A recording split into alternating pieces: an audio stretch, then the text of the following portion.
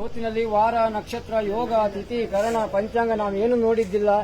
ದಿನದ 60 ಗಳಿಗೆ ಲೆಕ್ಕಾಚಾರ ವಿಷ ಮತ್ತು ಅಮೃತ ಸಮ್ಮಿಶ್ರವಾಗಿ ಇರ್ತದಂತೆ. ವಿಷಗಳಿಗೆ ಯಾವಾಗ, ಅಮೃತಗಳಿಗೆ ಯಾವಾಗ ಎನ್ನುವ ಆ ಪ್ರಭೇದವನ್ನು ವಿಭಾಗ ಮಾಡುವಂತಹ ವಿವೇಕ ನಮ್ಮಲ್ಲಿರದ ಕಾರಣ ಸಿದ್ಧತೆ ಮಾಡಿದ್ದೇವೆ. ಆ ನಿಟ್ಟಿನಲ್ಲಿ ಕಾರ್ಯದೋಷ, ಕರ್ಮದೋಷ, ಅಚಾತುರ್ಯವಾಗಿ ಅಪರಾಧ, ಪ್ರಮಾದ ಎಲ್ಲವೂ ನಮ್ಮಿಂದ ಆಗಿರಬಹುದು. ಆ ಅಪರಾಧ ಪ್ರಮಾದವನ್ನು ಮನ್ನಿಸಬೇಕು. ವಿಷಯಗಳಿಗೆ ಇದ್ದರೆ ಗರುಡನ ಉಡಲಿಗೆ ಸೇರಿಸಿ ಅಮೃತಗಳಿಗೆ ಮಹಾಸಿದ್ಧಿ ಯೋಗವನ್ನು ನಮಗೆ ಒದಗಿಸಿಕೊಡಬೇಕು. ದೇವರೇ, ಹಿರಿಕರು ಮಾಡಿದ ಕಾಲು ಭಾಗದಲ್ಲಿ ಕೀಲು ಭಾಗ ಮಾಡೋದು ಕಷ್ಟ. ನಮಗೆ ಗೊತ್ತಿದ್ದ ರೀತಿಯಲ್ಲಿ ಇಂದಿನ ಕಾಲಸ್ಥಿತಿ, ಮನಸ್ಥಿತಿ, ಪರಿಸ್ಥಿತಿಗೆ ಎಣಿಸಿ ಯೋಗ್ಯವಾದ ರೀತಿಯಲ್ಲಿ ನಮ್ಮ ಮಾಡಲಿಕ್ಕೆ ಅಸಾಧ್ಯ, ಸಾಧ್ಯವಾದ ರೀತಿಯಲ್ಲಿ ಮಾಡಿದ್ದೇವೆ. ಮಾಡಿದ ವಿಧಿವಿಧಾನದಲ್ಲಿ ವ್ಯತ್ಯಾಸ ತುಂಬಾ ಇರಬಹುದು.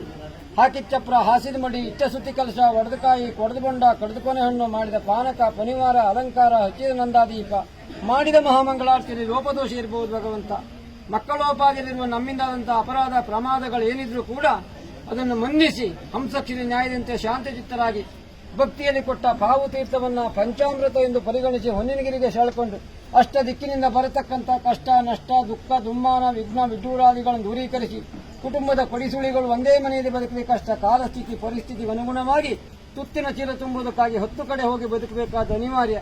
ಮನೆ ಬೇರೆ ಮಾಡಿಕೊಂಡವರು ಇರಬಹುದು.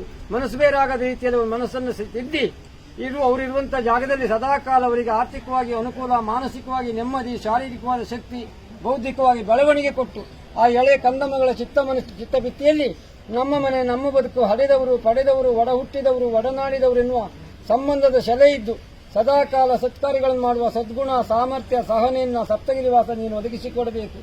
ಭಕ್ತಿಪೂರ್ವಕವಾಗಿ ಇಂದೀಗ ಹತ್ತೂರದಾಸರು, ಗ್ರಾಮದ ಗೃಹಸ್ಥರು, ಮನೆಯ ಕುಲಕೋಟಿ ಕುಟುಂಬ ಒಂದಾಗಿ ಹುಲ್ಲಿನ ಮನೆ ಅಂಗಳದ ನಿಂತು ಹೊನ್ನಿನ ಮನೆಯೊಡನೆ ಕುರಿತಾಗಿ ಪ್ರಾರ್ಥಿಸಿ ಸಲ್ಲಿಸಿ ಹಾಕುವಂತಹ ಅಕ್ಷತೆ ಕೇವಲ ನಮ್ಮ ಕಣ್ಮುಂದೆ ಕಾಣುವ ಈ ವೃಂದಾವನಕ್ಕಲ್ಲ, ಹಾವಿನ ಹಾಸಿಗೆಯಲ್ಲಿ ಮಲಗಿ ಹೂವಿನ ಹೊದಿಕೆ ಹೊದ್ದ ಗೋವಿಂದ್ರ ಏರಿದಂತ ಸ್ವಾಮಿ ಶ್ರೀನಿವಾಸನ ಸ್ವರ್ಣ ಶಿಖರಕ್ಕೆ ಹೋಗಿ ತಲುಪಬೇಕೆನ್ನುವ ಹಾಗೆ ಭಕ್ತಿಯಿಂದ ಮೂಡಾಯಿ ಮುಖ ಮಾಡಿ ಭಗವಂತನ ಅಕ್ಷತೆ ಹಾಕಿ ಶ್ರೀರಾಮ್ ರಾಮ್ ಗೋವಿಂದಾನ್ನಿ ಗೋವಿಂದೋ,